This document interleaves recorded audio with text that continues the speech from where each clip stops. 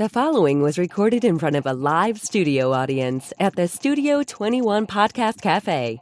This is the United Podcast Network. This is Africa Diaspora Connect. Join us as we take the journey from the motherland to America. We share our experiences and learn from them. Here is our host, Kibathi Gaturu. Let's go. Mic check, mic check. 1, 2. We are here. 1, 2. We're both here. We hit almost 60 today.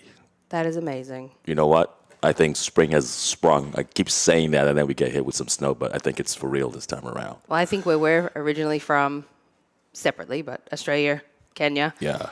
Snow is just not a thing. I know you've been here, 30-something years, but for me, it's still like, it blows my mind. We call it the 254. What's the area code for Australia? What the first when you're dialing Australia? Oh, this 254. Was it +61? Oh, so you're +61. I'm 254. Nice. So what do you think of that choir? Oh my gosh. Okay. So I must thank you guys again for the amazing birthday song. We put it on your Facebook. It is, I believe, got the most hits of any of your Facebook videos. You hear that? You know, I'm the lead singer, so I think maybe you guys don't need to keep your day jobs. Maybe this is what you need to go into. Look how popular it is. We founded Ladysmith Black Mambazo. That's us. That's a new and refined. Okay. Yeah, and the Kenya chapter. Okay, whatever. Yeah, I guess so. Spin-off. So listen. What do we got going on today? The journey.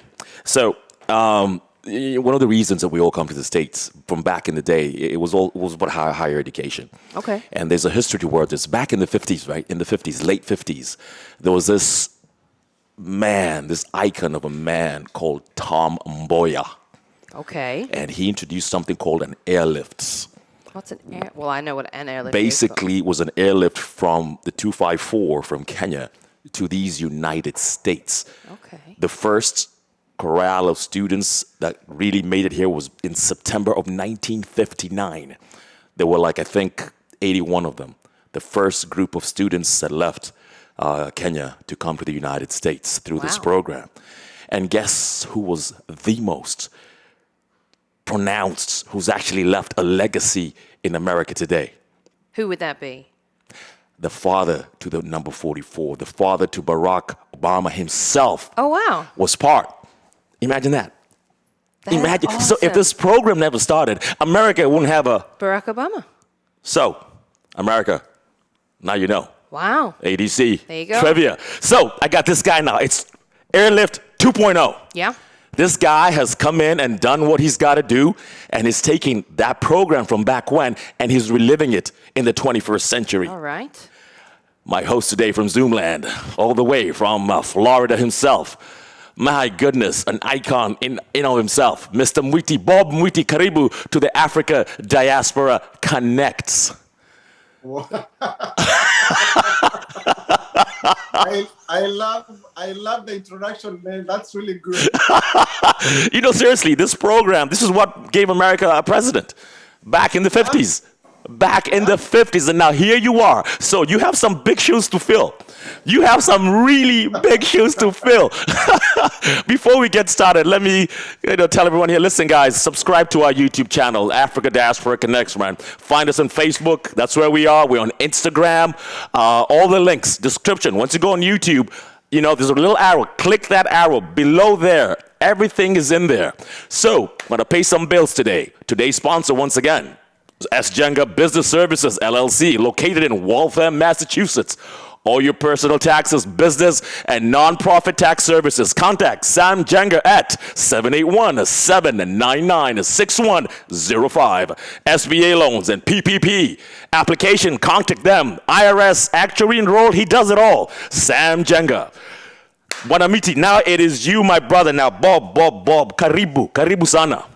Asante sana. Thank you so much for giving me the opportunity on your platform. Man, no, this is what we need. I read your bio. Oh my goodness, such humble beginnings, the slopes of Mount Kenya. Huh? Yeah. You're right there. Slopes of Mount Kenya. Oh my God. I saw that. You went to Nairobi school. You couldn't afford your fees. You had to go back to Nkubu. Huh? Yes. All over again, humble beginning, raised by your grandparents.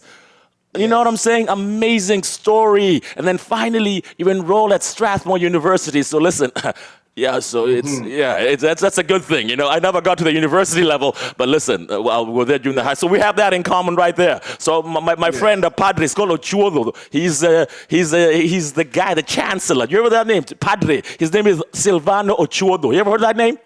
He used to be my class. He used to copy all my notes, but story for another day. Welcome. Your story's amazing. You came to the States. You struggled. You swept floors, MBA in accounting, and you decided IT is your next frontier, Oracle, and you have now transformed your life, and you're giving back. Yes. And that in of itself is amazing. Let's start with yourself. Let's start with your company. How did you come to form this amazing company? It's called Abstec, I do believe. Abstec? Yes, it's called Abstec America. Well, like you said, I got into the tech industry once I graduated from school. I realized that I think that's really where opportunities were. I was struggling so much, getting a job and all that. And then I worked in the industry, not for a long time, actually. I worked in the tech industry for about 5 years. And then I think I got tired. Okay. Well, I mean, when I was working there, really, I started finding opportunities. I started, like, I'm one of those people, like, I make a lot of, I like to work with a lot of people and I keep those connections. And, there's some of the recruiters that had given me the jobs when I was working, and, I started referring, consultants to them. Okay. And I started making some money on the side, and I decided, hey, you know what? I think maybe I can even do this, as a company. There we go. And I formed the company basically as a consulting firm, to do placement services. And, it has metamorphosed into other things, but that's really how I started.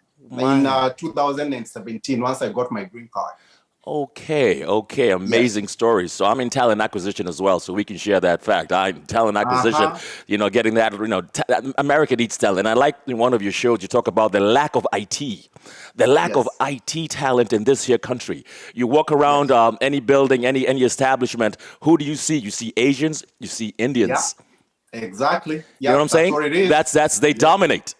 They dominate. They dominate. I mean, 78% of those who work there, Asians. That is so true. So you found a niche. You found somewhere that you can be able to fill a gap. So now take us now to this program. Why? How did your journey, how did you now realize, wait, look, I'm doing all this here. How did you now reflect, listen, let me start affecting people from the homeland, the motherland, the slopes, my own village of Meru. How did you get that concept to get this thing going? Well, you see, because I came to the US as an international student. Understood. And there's a lot of challenges that I faced. Me, I was denied visa 4 times. Before I got here, I struggled a lot. Okay. I hear you. I wanted to leave Kenya immediately I had finished my high school. Okay. But it took me 8 good years before I finally got here. I was denied visa 4 times. Okay. So when I got here, when I graduated from school with an MBA, I was struggling finding, jobs. And that's really how I got into the tech space, because I couldn't find a job, with the kind of qualification that I had. I had a Bachelor of Commerce degree from Kenya in accounting and finance. Amazing. And then I had an MBA in accounting here in the US, but I couldn't even find a job as a staff accountant. Man. So that's how I was able to, I was looking at what Indians were doing, and I was able to figure out that they are getting into the tech space and they are getting jobs. And that's really how I got into the tech industry. Now, having seen those struggles, of, coming here, trying to get here, not being able to get, visas, coming here, not being able to figure out how to find good jobs once I graduated from school, I realized there must be a lot of other Africans or other Kenyans out there that could be facing similar challenges, and also challenges to do with finding, funding for their education, because as you can imagine, education here in the US is very, very expensive. So one night, I woke up like in the middle of the night, okay? And, I was thinking about this and, how to come up with, the program, how to structure it. And I woke up and then I came down to my, home office, which is downstairs. Okay. And I started writing the, the handbook for the program. And initially, I structured in such a way that I could look for funding, in terms of loans, in terms of scholarships and all that. Yeah. And then also the students would subscribe to the program, and they like on a monthly basis. But then now I started talking about it like on social media. I'm big on social media, like I do a lot of publishing out there. Then someone out there heard about it. At the time I was calling the program International Scholars Program. Okay. And someone heard about it, and then they told some of their a friend of them from Kenya, who happened to be a member of county assembly, that there's this program. There's a guy here who is trying to come up with something that can potentially bring students to America. Okay. And this guy reached out to me. He was given my contact details. He reached out to me and he said, "Hey, you know what, Bob? I want to talk to you about what you are trying to do." And apparently also you wanted to to help out in something similar. He's a young guy, he's in the 30s, just like me. And he told me like I think we can work together. And that's really now when we came up together, we restructured the whole program. We started calling it the Kenya Airlift Program. Also through him, now he brought new ideas also about forming a circle within the program, that was amazing, where we can have a revolving fund. And that's how the program came about. I was reading your history. I was watching some of your clips. Let's start with this circle, all right? The circle that was formed. And how does it work? How does this circle work in of itself? How does it sustain itself? Yeah, so this Kenya Airlift Program, there's a thing that we are really trying to solve. One of them is issue to do with finding funding here in the US, all right, in terms of awards, and we fund the program through graduate assistantship awards and unsecured international student loans. And then also the other thing that we are really trying to solve is the issue of good jobs in corporate America. A lot of our people they don't really have good jobs.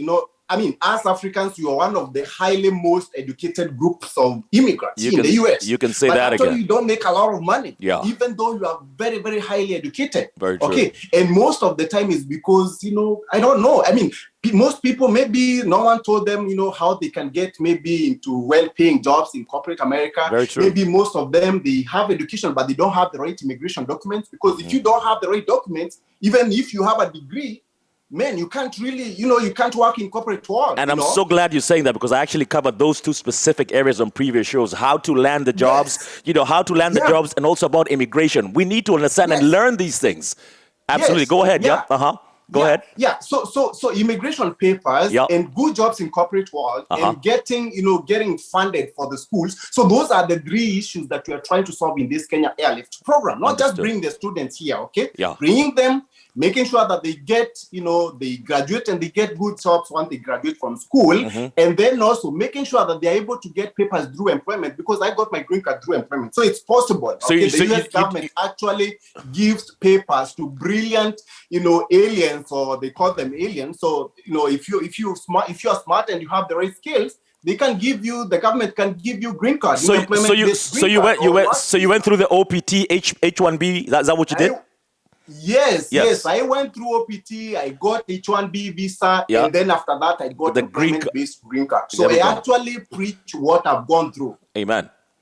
Yes. Yeah. Now, to come back to the question that you asked me about the circle. Yeah. So we realized, even though we are able to get people funded here in the US, right? Sometimes also, back home, there's a lot of people are poor, and sometimes you can get even someone a scholarship, but they may not even be able to raise the air ticket. They can't even raise the ticket to go to the airport. Are you kidding me? Yeah. Forget about going to the airport is a problem.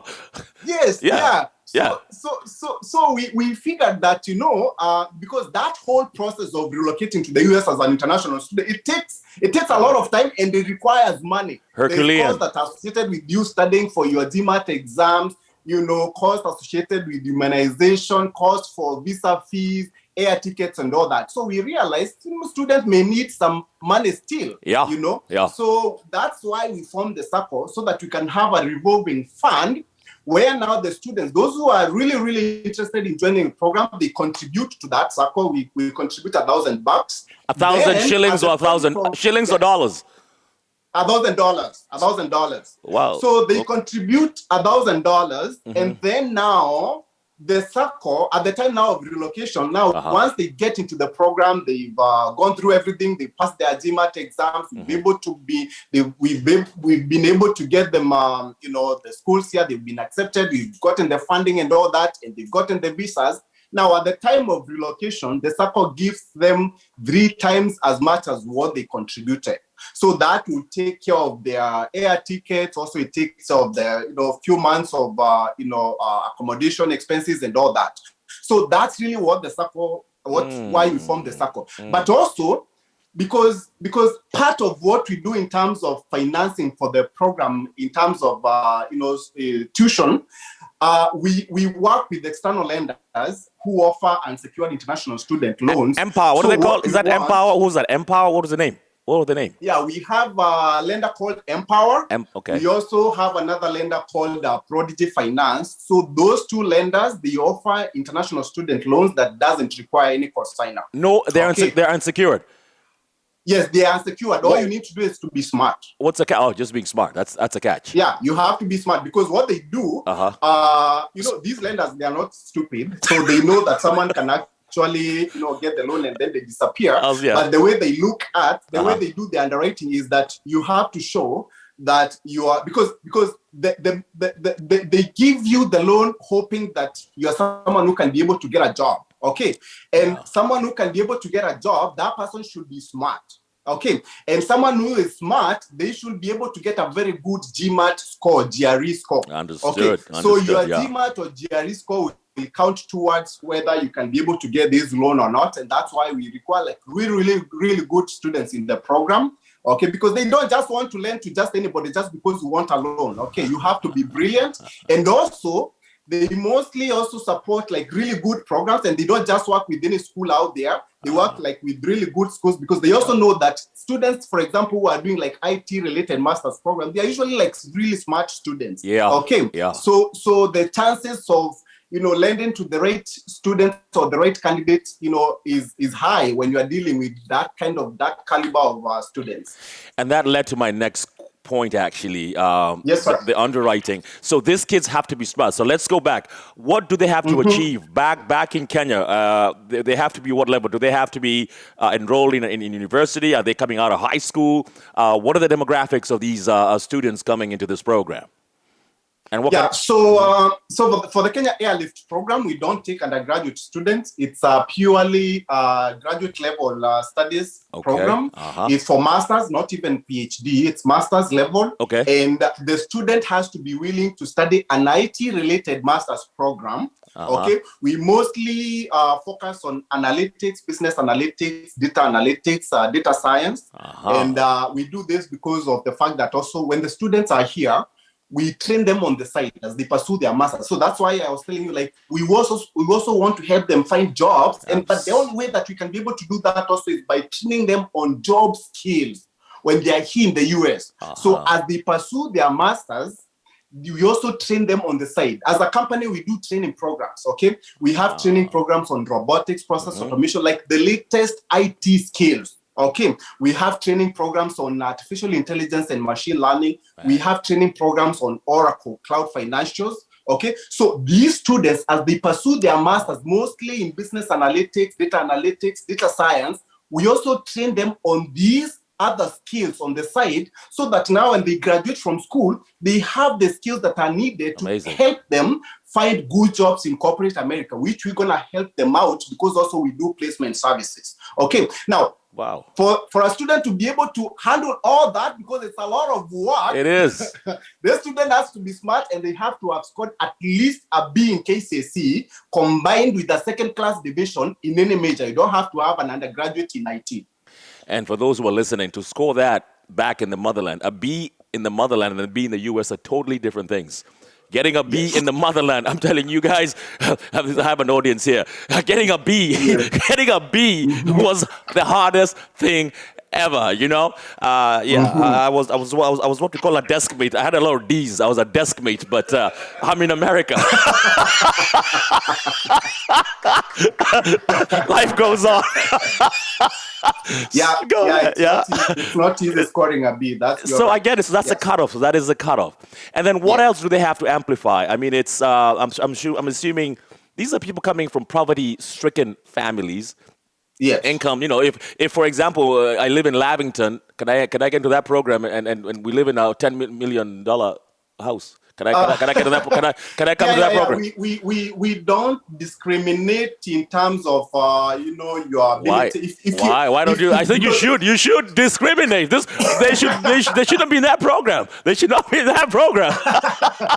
I mean, what we really look at is your brain ability, right? If you have the brains and you really want to get into the tech space, yes, you can get into the program, and if you have the brains, no problem. But I'm thinking just me. I mean, like I said, I'm also in talent acquisition also. But I think also, let me tell you something.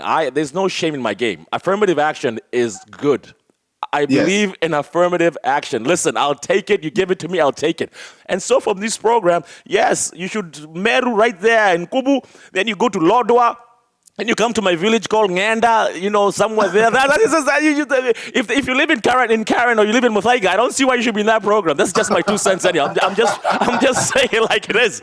So these students are selected. They're highly qualified. They're in the SACCO, and then how do the fees? How does that work? So the company there, Empower, whoever now, the unsecured loans, and this is the 10-year period. You mentioned about the 10-year period. Tell us about that. Yeah. So this whole process of relocating to the US as a student, it's quite a process, yeah. So once the student enrolls into the program, so what we start now doing is the student now starts preparing for the entrance exam. It's called GMAT, Graduate Management Admissions Test. Okay. This is an exam that they have to do for them to get accepted to these schools that we work with. We work with like really top schools, because also see, at the end of the day, for you even to get these graduate assistantship awards that we normally apply to through the program to these schools, you also have to be competitive. Like, you have to show that you're smart. Absolutely. Because these are merit-based. Okay. Yep. So they study for these GMAT exams. We give them all the materials that they need. We form a group where we discuss everything that needs to be discussed, and they study for that. It takes on average like about 6 months. Then now, if the student passes the GMAT exam, the minimum score that we require in that GMAT exam is a 550 out of 800. It's not an easy score to get, by the way. I heard. Yes, sir. Yeah, it's not an easy score to get, but it's just the bare minimum. Okay, because remember also, these IT analytics master's programs, you are competing with Asians. Mostly these master's programs here in the US, most of the students who are in those programs, they're usually Asians. They are. And these guys, they score very, very highly in the GMAT exam. They started like 700 and above. They started programming when they were 2 years old. I mean, these kids are out of this world. I get it. Yes. I give my son a hard time. My son is a computer engineer major. And when he was younger, when he was just laying in his bed playing his game, I'm like, listen, there's a kid in China who's going to compete for your job. I used to tell him, get off that game. There's a kid in China right now who's doing programming in C++ and doing something in Python. And you're here playing these stupid games. Get to work. Absolutely. I'm telling you, those Asian kids, they do really, really well in these GMAT exams. Yeah. Okay. And because also they know, mostly these good schools, if for them to offer you a graduate assistantship award, you also have to show that you're good. You have to have a very, very good GMAT score. There we go. Okay. So that's how they end up getting these graduate assistantship awards. Okay. And then also we top up, because also sometimes the school may give you an award that is not full. Sometimes we have some schools that are giving full, but other schools are giving full instead. So there's some other portion of it that you have to find money to pay. But now for that we use these lenders, external lenders, And that's where Empower and Prodigy come into the picture. So we put in the applications as part of this whole process before now the student gets the I-20 document from the school, because you have to show the school that you have the enough funds, whether it's through the graduate assistantship awards, your loan. And then now we put in the application once someone has been accepted to the school. And then now the lender, accepts approves your application for the loan. And now once you get that, we submit to the school saying that this is all we have. We've already been given the award by the department, whichever department that you are going to, whether it's business or IT. And then now with the loan letter, and then they give the I-20, and that's really what you take to the embassy. And that's now how they're able to come here. Now, these lenders, they give you time to repay your loan once you graduate from school. Okay, 6 months after you've graduated from school. Now, also what we are trying to do also, because also we don't want these students to have so much burden in terms of loan for as a graduate. In fact, actually, so far, maybe a student who has taken a loan is just for the first semester. Okay, but from then on, once someone gets to school, they're able to get now these graduate assistantship awards. I was going to that. Yes, I was going to that. They may not even need the loan later on. Exactly. Yes. And that was my next point. So yeah, terrific. So when did your first students land? When was the first airlift? How many years ago was the first one? We started the program in 2018. Okay. Initially, we are not really marketing it that much. The 2018, I think mid 2018, we didn't enroll many people. I think we had enrolled 3 students. Excellent. Start from it was that tough. Yeah. Okay, because you see also, this is a program that we run on the internet. No, okay, absolutely. Also, and there's that lack of trust with us Kenyans. Sometimes people think it's not just Kenyans. So good.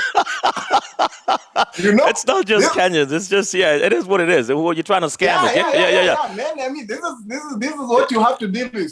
So they think that, oh man, there can't be something this good. It has to be a scam. So we found it a little bit challenging to convince people. But the first 6 months, 2018, we had enrolled about 3 students. I think it was 3. And then the first student came in 2019 fall. Okay. I think right now is actually in this last semester. And then the other batch of the students came in 2020 January. And then COVID hit. We've had 5 students who just came this January. Terrific. And right now we have about at least 10 who are coming in August. Wow. And in terms of the number that we already have in the program, we have over 100. I think right now we have like 110 enrolled into the program, and most of those guys that they are just preparing for their GMAT exams. I'll tell you something, Africa Diaspora Connect, we have another Black Moses right here. His name is Bob Mwiti. What he is doing, he is taking them, that journey, the Kenyan journey. Bob, you are doing amazing things. And let me tell you something, this journey has only just begun. We're going to sing your praises. Tell us about all these awards. You seem to be collecting too many awards. You're getting recognition. You're getting an award. Even tomorrow, I think you have an award tomorrow. What's going on tomorrow? Yes, and I'm so thankful to everybody out there who is recognizing the kind of work that you are trying to do here. You see, this Kenya Airlift Program, it's a huge undertaking. Beyond. Okay, and it's a very risky one, by the way, because if anything wrong happens, this is big. Okay. And I'm happy that a lot of people are recognizing the kind of work that we are really putting in, because it's huge, and it is a very, very visionary program. Now, I got also recognized. My partner, the one who is based out of Kenya, he was recognized last year by another organization based out of Nairobi. I don't remember the name of the organization. Okay. And then also I've been recognized by Kenya parents in the diaspora before. Terrific. And then also I just got another recognition that I'm going to receive that award tomorrow. Amazing. It's called International Council of Professional educators or something like that. They are based out of here in the US. Man, listen, Bob, and you're just getting started. I'm going to right now Yes. honor you. I'm also give you another honorary mention for the African Diaspora Connect. So you're now an honorary member of the African Diaspora Connect. Awesome. But you need to subscribe. You need to subscribe. I want to send you, because I know you haven't subscribed. I want to send you a link.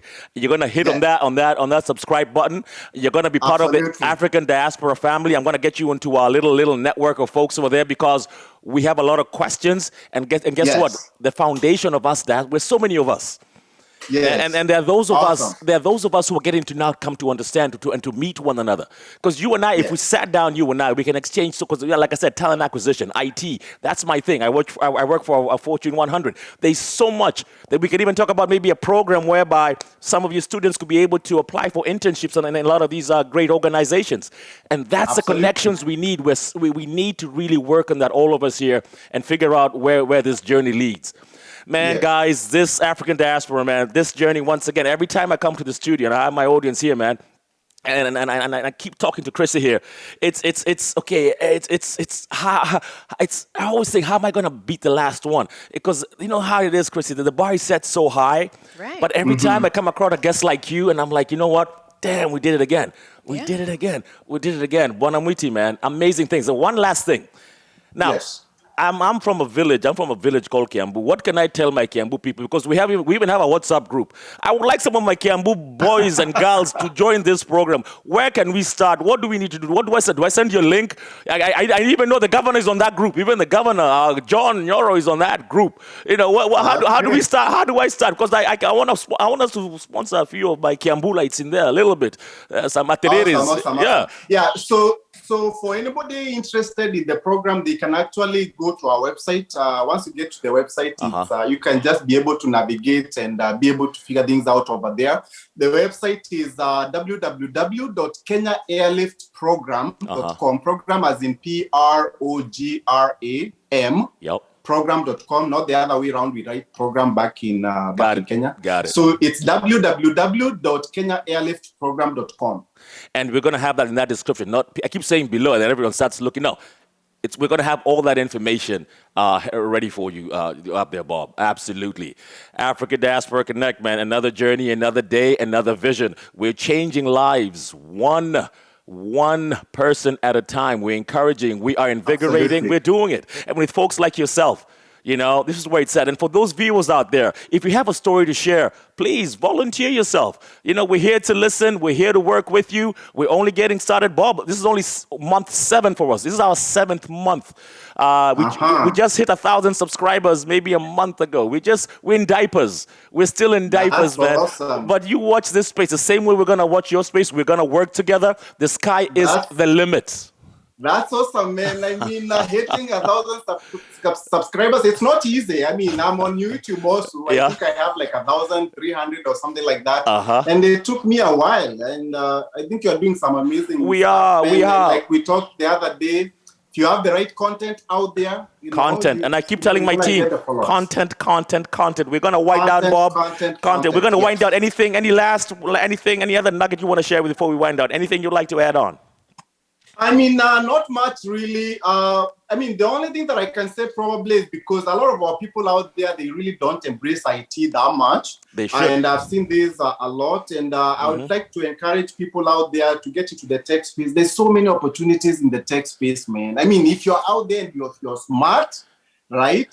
And you even want to come to the US, and it's not just even the US, everywhere across the world, IT there's a lot of opportunities in the tech space. So I would encourage our people to embrace technology, IT specifically, you know, consulting, you know, because that's really where the money is also. There we go, guys. Listen, IT once again, Africa Diaspora Connects. As we're having our children pick their majors, let's also consider what majors they're picking. You know what I'm saying? At the end of the day, you know, we're not there. At the end of the day, they're doing the hard work, they're doing the heavy lifting, but guide them. And as like Bob said, you know, there's a huge space in IT. There are 2 professions in this country where you'll always have a job as I wind down.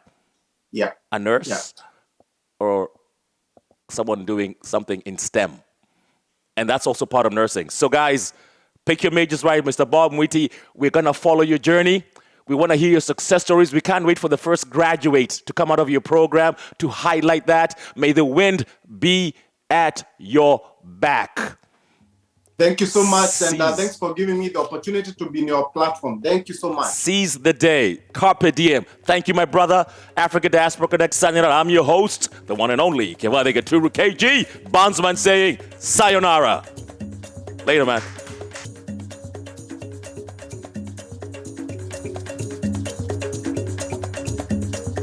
The views and opinions expressed by the hosts, guests, or callers of this program do not necessarily reflect the opinions of the Studio 21 Podcast Cafe, the United Podcast Network, its partners, or affiliates.